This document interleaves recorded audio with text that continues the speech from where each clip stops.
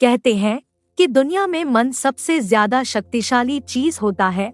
अगर किसी चीज को तुम पूरे मन से चाह लो तो तुम उसे हासिल कर सकते हो। ये मैं नहीं कहती, यह सभी महापुरुषों का कहना है। लेकिन अगर यह सत्य है, ये सच है, तो हम जो अपने मन से चाहते हैं वह हमें हासिल क्यों नहीं होता है। भाई, कोई भी इंसान अपने मन में तो दुख नहीं चाहेगा, लेकिन वो रहता तो दुखी है। हर इंसान अपने मन से तो कामयाब होना चाहता है, खूब पैसा कमाना चाहता है, लेकिन फिर भी वह कामयाब नहीं होता। भला ऐसा दुनिया में कौन इंसान होगा जो अपने मन में यह चाहेगा कि मैं नाकामयाब रहूं या मैं पैसा ना कमाऊं। सोचने की बात है तो इसमें दो चीज निकल कर सामने आती है, या तो वह महापुरुष गलत थे जिन्होंने यह बात बोली कि मन से चाहे हुई चीज हासिल हो जाती है, या फिर हम गलत हैं। आज की वीडियो में मैं जो कहानी बताने वाली हूँ उसमें आपको एक ऐसा मंत्र मिलेगा। उसे समझने के बाद आपको एक ऐसा मंत्र का पता चलेगा जिससे आप यह समझ पाएंगे कि अपने मन से कोई भी चीज कैसे करवाई जाती है, मन में किसी भी बात का बीज कैसे बोया जाता है। यह इस कहानी से आपको अच्छी तरह से समझ में आ जाएगा और इससे आप यह भी समझ पाएंगे कि आकर्षण का नियम कैसे काम करता है। कहानी छोटी सी है लेकिन बहुत ही गहरी है। इस वीडियो को पूरा लास्ट तक देखना तो ही आप अच्छे से इस कहानी का पूरा लाभ ले पाएंगे। तो चलिए कहानी शुरू करती हूँ और समझते हैं कि मन को कंट्रोल कैसे करें। एक बार की बात है, एक आदमी के जीवन में सिर्फ दुख ही दुख थे। वह जो भी काम करता उस बेचारे का वह काम पूरा ही नहीं होता। घर में आता तो घर में कलेश बना रहता, किसी से कोई मदद मांगता तो कोई उसकी मदद नहीं करता। ऐसा लगता था कि चारों तरफ से उसके ऊपर दुख का पहाड़ टूट पड़ा है। उसे समझ नहीं आ रहा था कि मैं इन दुखों से कैसे पार पाऊं। वह दिन रात यही सोचता रहता था कि अपने दुखों से छुटकारा कैसे पाना है। इसी कारण से वह रात में सो भी नहीं पाता था। उसकी आंखों के नीचे बड़े बड़े काले घेरे बन गए थे, जो इस बात का प्रतीक थे कि वह आदमी कितना दुखी है और कितना चिंतित है। कभी कभी तो उसके मन में आत्महत्या करने के भी ख्याल आते थे, लेकिन अपने परिवार की चिंता करके वह यह कदम नहीं उठा पाता। वह इतना दुखी हो गया कि उसने निर्णय किया कि वह इन दुखों से छुटकारा पाकर ही रहेगा। इसके लिए चाहे उसे कितनी ही मेहनत करनी पड़े, कुछ भी करना पड़े, चाहे अंगारों पर चलना पड़े, लेकिन इन दुखों से छुटकारा हासिल करके रहेगा। ऐसे ही एक दिन उसने अपने मित्र से पूछा कि मैं अपने जीवन को कैसे सुधारे। उसके मित्र ने उसे बताया कि तुम किसी बाबा के पास जाओ। बाबाओं के पास ऐसा मंत्र होता है जिससे सारे दुख मिट जाते हैं, जीवन खुशियों से भर जाता है और धन संपदा भी हासिल होती है। तुम किसी ऐसे बाबा को ढूंढ लो, बस तुम्हारा काम बन जाएगा। उस आदमी के मन में यह बात पूरी तरह से पक्की बैठ गई कि कोई बाबा ही मेरा दुख दूर कर सकता है, और इसीलिए उसे किसी भी बाबा के बारे में पता चलता तो वह उस बाबा के पास पहुंच जाता, उस बाबा को अपनी समस्या बताता और उससे उसका समाधान पूछता और कहता कि बाबा, मैं कुछ भी करने के लिए तैयार हूँ, लेकिन मेरी इन समस्याओं से मुझे छुटकारा दिला दीजिए। आप जो कहेंगे मैं वह करूँगा, लेकिन मेरे जीवन को सुधार दीजिए। बाबा उसे कुछ टोने टोटके बताते थे करने के लिए और बदले में दान दक्षिणा ले लेते थे कि यह टोना टोटका करने के बाद तुम्हारे घर में सुख शांति बनी रहेगी। बस इस टोटके को पूरी विधि के साथ करना। वह आदमी घर लौटकर पूरी विधि के साथ टोने टोटके करने लगा, लेकिन बहुत टोने टोटके करने के बाद भी उसके जीवन में कुछ बदलाव नहीं आया। इसके विपरीत उसका जीवन और ज्यादा दुखी हो गया। जो भी बाबा उसे टोना टोटका देता था वह बदले में उससे दान दक्षिणा लेता था, जिससे उसका धन भी धीरे धीरे खत्म हो रहा था। इससे उसके जीवन में दुख और ज्यादा बढ़ गया। तब उसे लगा कि बाबाओं के पास जाने से तो मेरे जीवन में दुख कम होने की वजह बढ़ते ही जा रहे हैं। तो मुझे क्या करना चाहिए, बाबाओं के पास जाऊं या ना जाऊं? फिर एक दिन एक आदमी ने उसे बताया कि तुम अपने घर में किसी पंडित को बुलाकर हवन करवा लो, हवन होगा, घर शुद्ध हो जाएगा, कोई भी बुरी ऊर्जा होगी घर में तो वह घर से बाहर चली जाएगी। किसी पंडित को बुलाकर पूरे विधि विधान उसे मंत्र उच्चारण कराओ, हवन कराओ, जिससे घर में सुख शांति आए। उस आदमी के मन में यह बात बैठ गई और उसने एक पंडित को अपने घर पर बुलाकर हवन करवा दिया। हवन अच्छी तरह से संपन्न हुआ, बदले में पंडित ने भी अच्छी दान दक्षिणा ली और उसके बाद वह वहां से विदा हो गया। लेकिन कुछ दिनों के बाद उस आदमी को महसूस हुआ कि उसके जीवन में अभी भी कोई बदलाव नहीं आया है। अब वह आदमी पूरी तरह से दुखी हो गया और ज्यादा परेशान हो गया। अब तो उसे लगने लगा था कि मेरे जीवन में से दुख कभी खत्म ही नहीं होंगे, और यही सोच सोच कर उस आदमी का बुरा हाल हो गया था। फिर एक दिन उसे अपने मित्र से एक ऐसे बाबा के बारे में पता चला जो समाधान बताने के लिए कोई दान दक्षिणा नहीं लेता था। उस आदमी को लगा कि यह बाबा दूसरे बाबाओं की तरह नहीं हो सकता, क्योंकि यह तो दान दक्षिणा लेता ही नहीं, और अगर दान दक्षिणा नहीं लेता तो यह सच में कोई सिद्ध बाबा होगा। और यही सोचकर वह उस बाबा के पास पहुंच जाता है। जब वह आदमी वहां पर पहुंचता है तो वह बाबा ध्यान में बैठे हुए थे। यह देखकर वह आदमी वहीं पर चुपचाप बैठकर ध्यान से बाहर आने का उनका इंतजार करने लगा। थोड़ी देर बाद बाबा ने आंखें खोली तो सामने एक दुखी और परेशान युवक को बैठे देखा। उसकी आंखों के नीचे काले घेरे देखकर ही समझ गया कि बाबा के पास क्या लेने आए हो। उस आदमी ने कहा कि बाबा, मैं अपने जीवन से बहुत परेशान हूँ। मैंने इन दुखों को दूर करने के लिए बहुत सारे रास्ते अपनाए, हर वो तरकीब करके देखे जो किसी बाबा ने मुझे बताई, हर वो काम किया जो कोई भी इंसान ने मुझसे करने को कहा, लेकिन मेरे जीवन में दुखों में कोई कमी नहीं आई। बाबा, इसके विपरीत मेरे जीवन में दुखों में बढ़ोतरी हो गई है। मुझे समझ में नहीं आ रहा है कि मैं क्या करूँ। कभी कभी तो मैं आत्महत्या करने की सोचता हूँ, लेकिन मैं अपने परिवार की सोचकर मैं यह कदम नहीं उठाता हूँ। मैंने आपके बारे में बहुत सुना है बाबा, और मैं बहुत उम्मीद के साथ आपके पास आया हूँ। कृपया करके मुझे कोई ऐसा मार्ग बताएं जिससे मुझे अपने दुखों से छुटकारा मिल जाए। मैं अपने दुखों से छुटकारा पाने के लिए कुछ भी करने को तैयार हूँ। आप मुझे कोई भी रास्ता बताएं, चाहे वह रास्ता कितना ही कठिन क्यों ना हो, मैं उसको पार करके रहूंगा। बाबा ने महसूस किया कि आदमी तो सच में बहुत परेशान है। बाबा ने उसकी बात सुनकर कहा कि बच्चा, दुखों को दूर करने के लिए मंत्र ऐसे ही नहीं मिलते हैं। मंत्र पाने के लिए कुछ करना पड़ता है।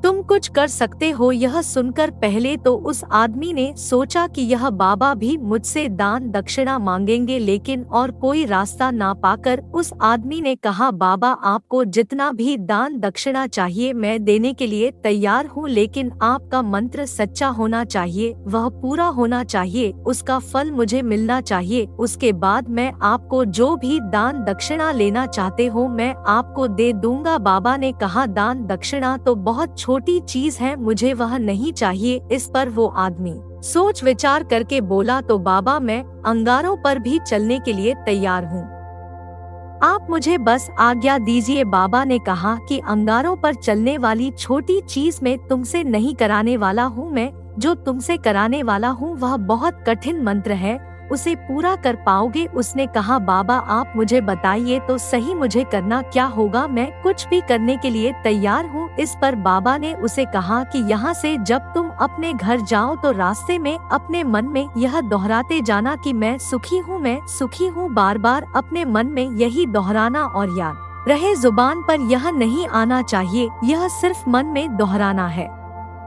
यह सुनकर वो आदमी बोला, बाबा, बस इतनी सी बात, यह तो मैं चुटकी बजाते कर लूंगा, लेकिन इससे होगा क्या? बाबा बोले कि इस मंत्र को करके तो देखो, वैसे भी तुमने इतने बाबाओं के मंत्र किए हैं, तो इस मंत्र को भी करके देख लो। उस आदमी ने सोचा कि बाबा कुछ दान दक्षिणा तो ले नहीं रहे हैं, और छोटा सा मंत्र है, इसे तो मैं कर ही लूंगा।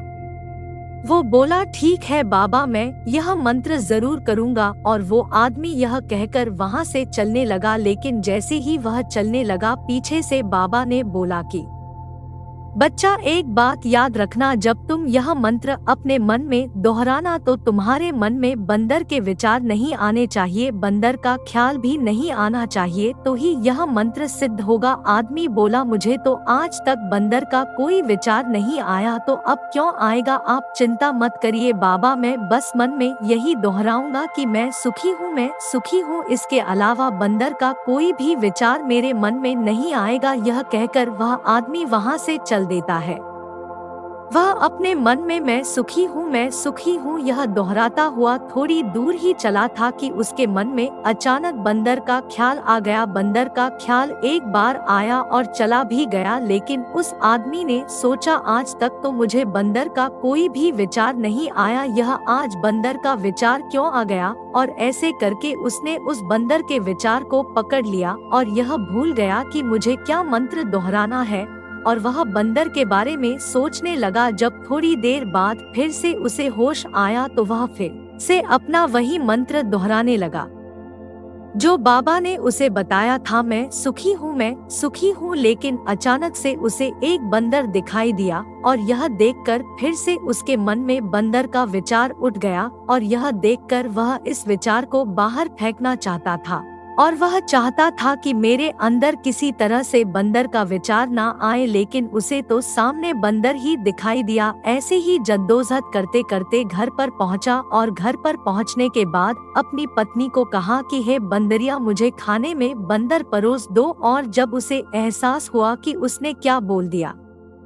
तो वह अपने बाल नोचने लगा और दीवारों में सर मारने लगा कि आज तक मुझे बंदर का कोई भी विचार नहीं आया, और आज मुझे यह क्या हो गया है कि मुझे हर जगह बंदर ही बंदर नजर आ रहे हैं, यह कैसी माया है? यही सोच सोच कर वह आदमी रात भर सो नहीं पाया, रात भर करवटें बदलते रहा और सुबह उठकर सीधे उसी बाबा के पास पहुंच गया और उसके चरणों में गिरकर कहा कि बाबा, पता नहीं क्या चमत्कार हो रहा है, आज तक मुझे बंदर का कोई विचार नहीं आया, लेकिन कल से जब से आपने मुझसे कहा कि बंदर का विचार नहीं आना चाहिए, तब से मुझे हर जगह बंदर ही बंदर नजर आ रहे हैं।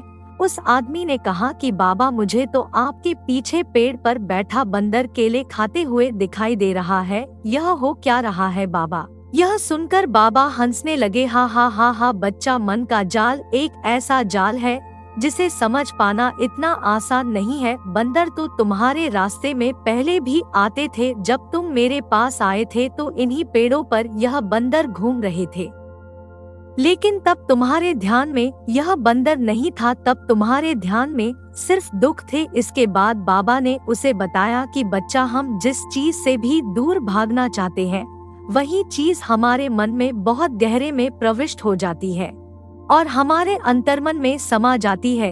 असल में हम जिस चीज से छुटकारा पाना चाहते हैं, उससे छुटकारा इसीलिए पाना चाहते हैं कि वह हमारे साथ बहुत गहरे से जुड़ी हुई है, और हम जितना ही उससे छुटकारा पाना चाहते हैं, वह उतनी ही गहरी हमारे मन में बैठती चली जाती है और आखिरकार हमारे अंतर्मन में छा जाती है। ऊपर से तो हम चाहते हैं सुखी होना कि मैं सुखी हूँ, सुखी हूँ, हमारे होंठ भी यही बोलते रहते हैं, लेकिन हमारे मन में दुख समाये होते हैं, हमारे विचारों में, हमारे मन में दुख ही दुख दिखाई देते हैं।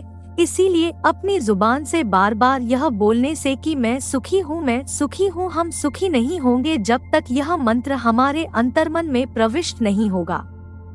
इस पर उस आदमी ने पूछा कि बाबा, लेकिन यह मंत्र हमारे अंतर्मन में प्रविष्ट कैसे होगा? यह सुनकर बाबा ने कहा, जब तक तुम अपने दुखों को दूर करने की सोचते रहोगे, तब तक वो दुख तुमसे चिपके रहेंगे, तब तक वो दुख तुम्हारे अंतर्मन पर अपना राज बनाए बैठे रहेंगे, और जिस दिन तुम उन दुखों के बारे में सोचना ही छोड़ दोगे, उन दुखों से छुटकारा ही नहीं पाना चाहोगे, उसी दिन से तुम्हारे जिंदगी से दुख गायब हो जाएंगे। क्योंकि किसी भी चीज से छुटकारा पाने के लिए हमें उस चीज के बारे में सोचना पड़ता है, और हम जितना ही उस चीज के बारे में सोचते हैं, वह उतनी ही गहरी हमारे मन में प्रविष्ट होती चली जाती है। इस वीडियो से क्या सीख मिलती है? हम अधिकतर समय दुखों के बारे में ही सोचते हैं। हम यही सोचते हैं कि हमारे जीवन में दुख है और हमें इससे छुटकारा पाना है, इसी वजह से बार बार सोचने से वो दुख हमारे अंतर्मन में प्रविष्ट हो जाते हैं और हमें एहसास भी नहीं होता। इसीलिए अगर तुम दुखों से छुटकारा पाना चाहते हो तो दुखों से छुटकारा पाने के बारे में सोचना छोड़ दो, तुम्हें दुखों से छुटकारा मिल जाएगा। अक्सर आदमी धूम्रपान छोड़ना चाहता है, शराब छोड़ना चाहता है, सुबह अपने आप से यह वादा करता है कि मैं कोई भी गलत काम नहीं करूंगा, लेकिन शाम को जब लौटता है तो नशे में चूर होकर लौटता है। ऐसा क्यों होता है? जो हम सोच रहे हैं वह पूरा कर ही नहीं पा रहे हैं। असल में हम उस चीज को बहुत ज्यादा तवज्जो दे रहे हैं, उस चीज को बहुत ज्यादा अहमियत दे रहे हैं।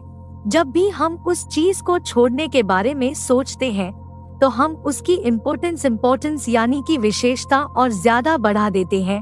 हमारा मन उस चीज के बारे में जितना ज्यादा सोचेगा, शराब या धूम्रपान छोड़ने के बारे में जितना ज्यादा सोचेगा, हमारा मन उतना ही उस चीज के पीछे ज्यादा भागेगा। हमें उस चीज से लड़ना नहीं है, बल्कि बिना सोचे गुजर जाना है। और अगर हम इस मंत्र को समझ लेते हैं तो हम अपने जीवन में जो भी पाना चाहते हैं उसे अपने अंतर्मन में डाल सकते हैं। और एक बार वो लक्ष्य हमारे अंतर्मन में बैठ जाता है तो फिर सफलता पाने में कोई समस्या नहीं आती, कोई दिक्कत नहीं आती। तो दोस्तों, कैसी लगी आपको यह कहानी?